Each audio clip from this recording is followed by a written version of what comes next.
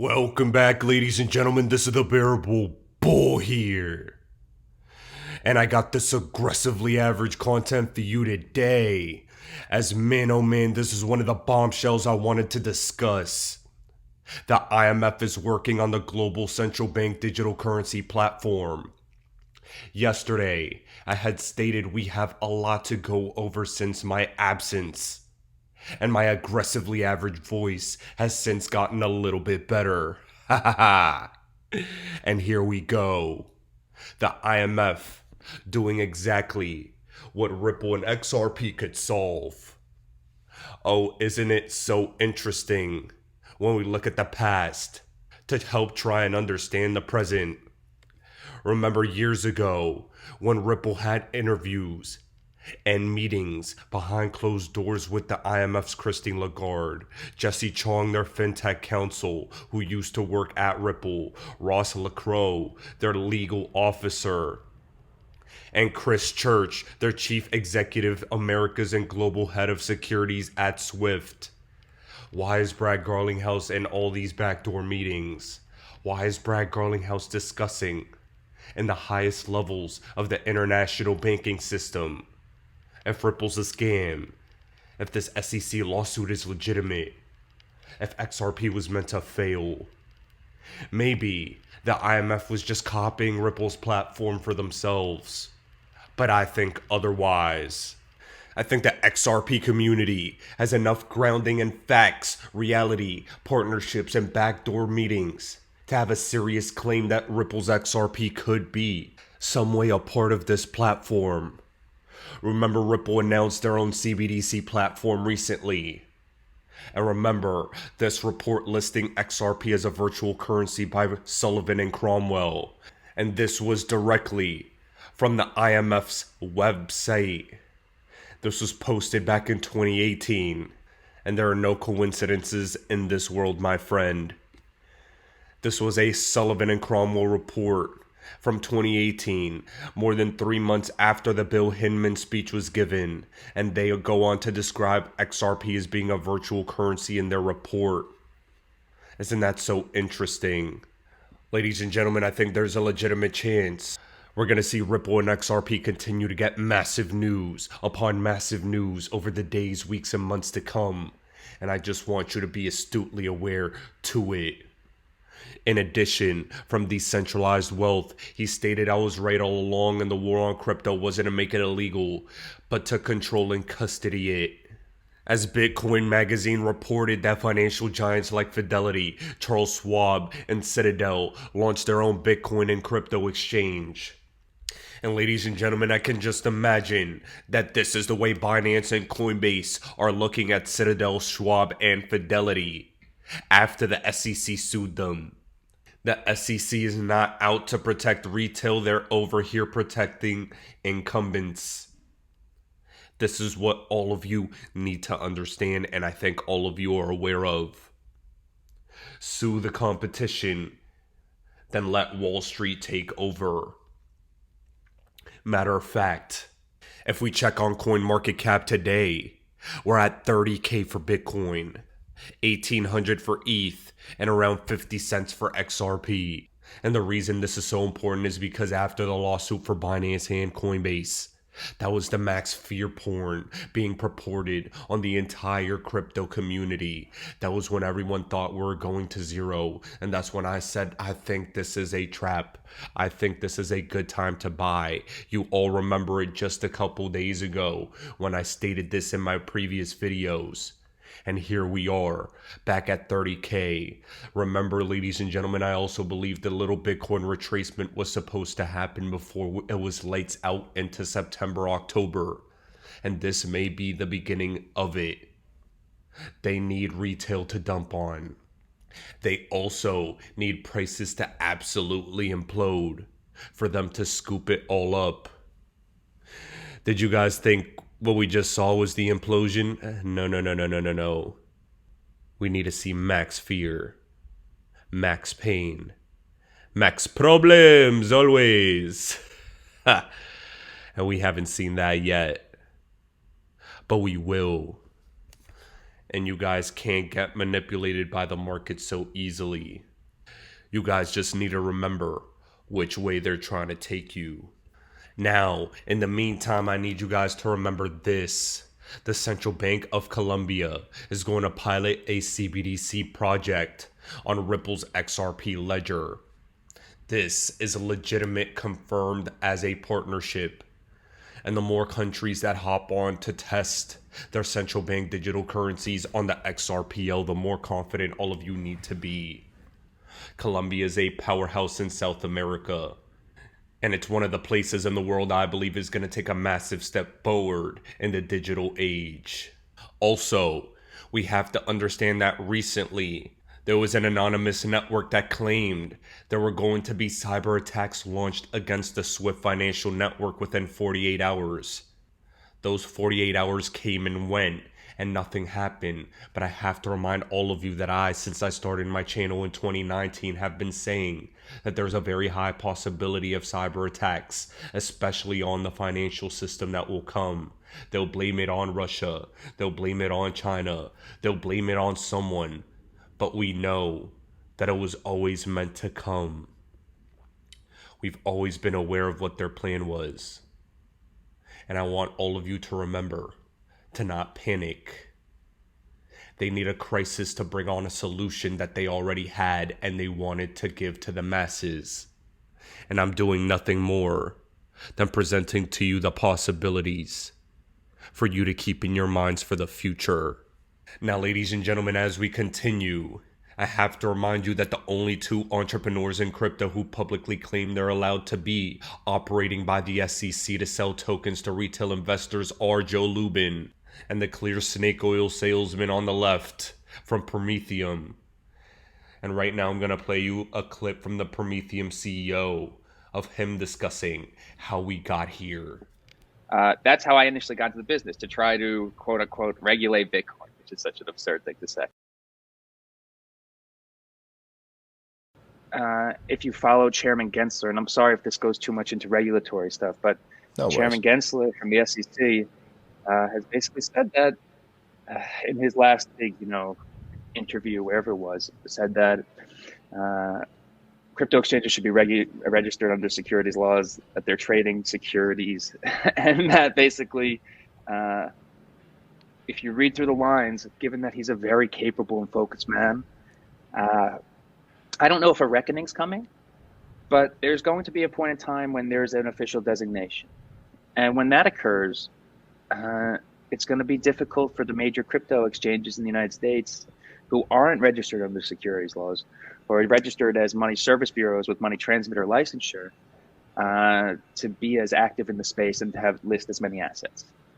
Given what I mentioned before about the chairman's comments that a lot of securities are trading on crypto exchanges, I think they provide those specific, classification or those grouping of assets, which is a lot of assets. It's not a few, right? Those provide a good source of potential listable assets on our ATS.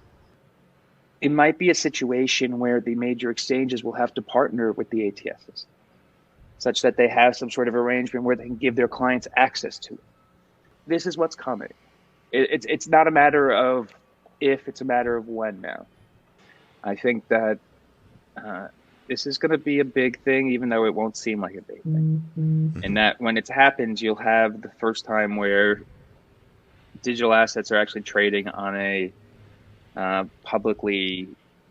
registered public infrastructure that allows the retail trading public to participate. Like, one thing we really haven't mentioned is that depending on the reports you read, there's trillions of dollars. I saw one number as high as $100 trillion, which that's absurd in my mind, waiting on the sidelines to be able to participate.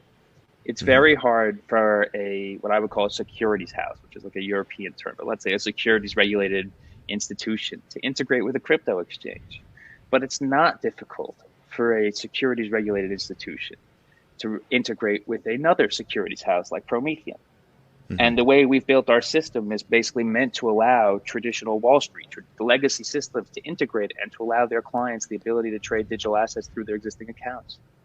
And the idea there is to integrate it such that it's seamless and people can through their existing Schwab account or whatever the like, can then trade whatever digital assets they want. And I think that's how you sort of breach that potential trillions of dollars of pent-up capital that's trying to participate in the space. Right.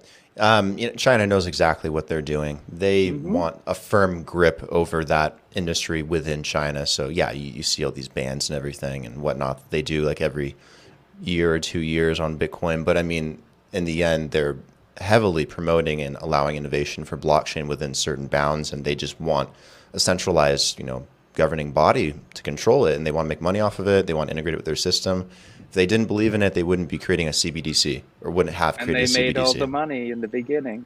Yep. They're the ones that's who just were how they roll. like 50+% of the mining was there, like all the validation, like, and who could criticize? You can criticize. That's what a proactive government should do. But I get it. I get it. Now, ladies and gentlemen, as you listen to all of that, you should know that this is what's coming, and it's not a matter of if, but when. And even the Blockchain Association's Ron Hammond said that it's a little suspect of how the timing of Prometheum went down. A lot of folks in DC really have never heard of these folks, but they did get approved for that special purpose broker-dealer license. Why? I have a raised eyebrow as well, just like many of you do. And I think what he had to say echoes our sentiment. Yeah, so obviously the Prometheum timing was a little suspect. There's a pretty quiet firm. A lot of folks in DC especially really have never heard of these folks. But they did get approved for that special purpose broker-dealer license. And so what was obvious, though, in the hearing is that seems to be a little suspicious timing, at least at the SEC, in regards to the Binance and Coinbase lawsuits as well. We have Prometheum being able to register, which will, in some idea, debunk the idea that there's no pathway to registration. But at the same time, there are a lot of suspect questions in terms of, A, the talking points that seem to be reiterating the SEC's lines that securities laws is clear. And then at the same time, there was also a lot of questions about the business model itself of Prometheum. And then finally, there's some ties to China as well. Now, mind you, again, they went through a CFIUS review as well as an SEC review as well on the China front. So, our belief is that they shored up on that end. But of course, a lot of folks in Capitol Hill especially are wondering, A, why was this the first firm to get this special purpose broker-dealer license, 2 years over the fact that it was introduced?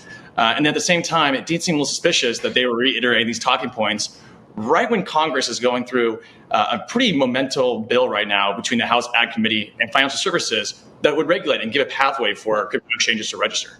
Now, ladies and gentlemen, make of that what you will. I think for the most part, we have our fingers right on the pulse. But this is what I'm going to say. What I'm going to say is the Prometheum CEO has predicted a Ripple loss in this SEC case. They look like SEC cucks. Because that's exactly what they are. Something else I'm going to say is I think that the timing of everything that's going on right now is synchronistic. 110%. DAI stated that the way the Prometheum CEO talked reminded him a lot about how Joe Lubin used to talk before ETHgate was uncovered. It seems like collusion has taken place, and it's one of those things that you cannot ignore. Now, to cap off this video for today, ladies and gentlemen, I'm gonna leave you with the full 4-minute clip from Brad Garlinghouse's Twitter discussing his specific take on the entire Ripple case and the Bill Hinman emails. A lot of people thought that the clip I played yesterday was a deepfake, and this is nothing more but evidence that the full clip does exist and was Brad. We have plenty more to go over and catch up on in the next days, weeks, and months to come. And I'm really excited to be giving you the information that you need to make the right decision as this market continues to get spicy. Ladies and gentlemen, this is the Bearable Bull here. Thanks for tuning in. As always, I appreciate every single one of you. Now I'll be back tomorrow with another video. Hi, I'm Brad Garlinghouse. As many of you know, I don't often make videos like this, but then again, not every week has been like this one. A few days ago, after 2 years, 7 court orders, and over $100 million in legal bills, the Hinman speech documents, including internal SEC emails and comments leading up to this now infamous 2018 speech, they've finally been unsealed. Hinman's speech created new factors to determine if a token becomes sufficiently decentralized to no longer be considered a security. At best, these documents show that senior officials at the SEC couldn't agree on the law and told Bill Hinman directly he would confuse the public even more about the rules for crypto. At worst, they show that Hinman deliberately ignored the law, and he tried to create new laws, something only Congress can do. And while he was a public servant, Hinman received millions of dollars of payments from his law firm, which was part of an alliance with others that had a vested interest in this speech. This speech isn't about any one token or any one blockchain. This is about showing the extent to which the SEC has relentlessly pursued enforcement actions against crypto players while professing fake open arms and calls to come in and register, all the while lying about their so-called guidance. As some of you may know, Ripple spent years proactively engaging with the SEC. I personally met with Jay Clayton and Bill Hinman, with no lawyer present. Why would I need a lawyer if we were all coming together in good faith? We answered every question they had, and not once did they suggest to me that XRP was a security. We were fully transparent, not knowing they would then use this information against us. The SEC hit us with a surprise Wells notice saying they were considering suing us for breaking securities laws and still refused to provide specifics. To those that have recently been hit with their own Wells notices and lawsuits, this likely sounds all too familiar.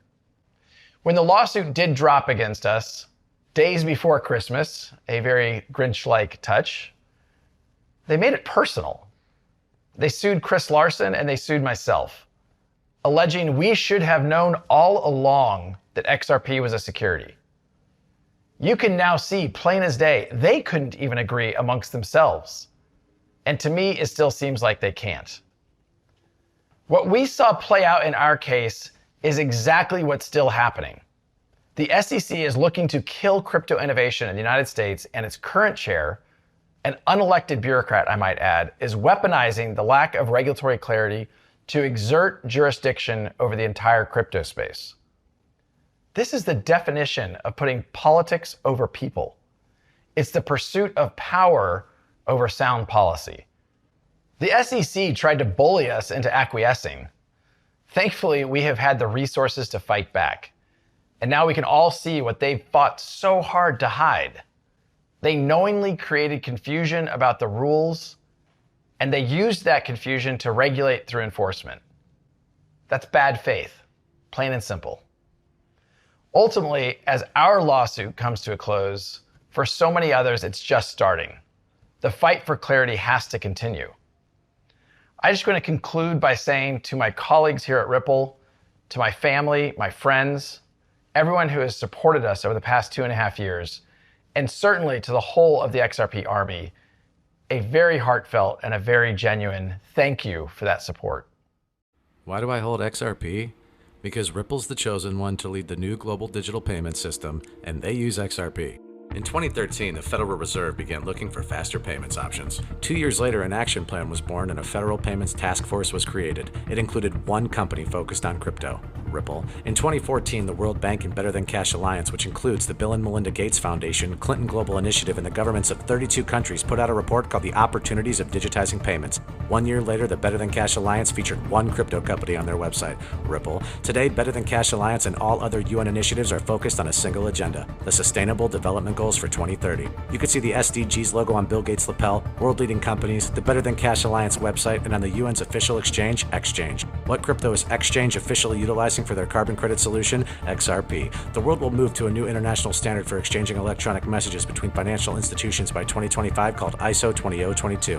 Who was the first ISO 20022 member focused on distributed ledger technology? Ripple, who's partnered with over 300 financial institutions, including Bank of America, American Express, PNC, Santander, SBI, HSBC, Standard Chartered Bank, Bank of England, India, Singapore, Scotland, Australia, and Indonesia, the largest banks in Japan, Canada, Egypt, the Middle East, United Arab Emirates, Thailand, Morocco, Bhutan, South Korea, Brazil, and Latin America. Ripple, who is a former employee overseeing the Federal Reserve. Ripple, a former employee overseeing the world's largest asset manager, BlackRock's digital asset division. Ripple, leading Australia's CBDC effort. Ripple, who hired a former Treasury of the United States. Ripple, 2 former Federal Reserve attorneys to their board. Ripple, 2 former Clinton and Obama advisors, former Minister of Defense and Economics of Germany, former business director at Swift, former Swift board member, former CFO of PayPal, former head of the DTCC, former chief business officer at Uber, former VP of Amazon, and former SEC chair on their legal team. Ripple, who's a member of the Digital Pound Foundation, Digital Dollar Project, Digital Euro Association, Mojaloop, IMF's high-level advisory board on fintech, Hyperledger Blockchain Consortium, Open Payments Coalition, Faster Payments Council, Global Payments Steering Group, Cross-Border Working Group, International Association for Trusted Blockchain Applications,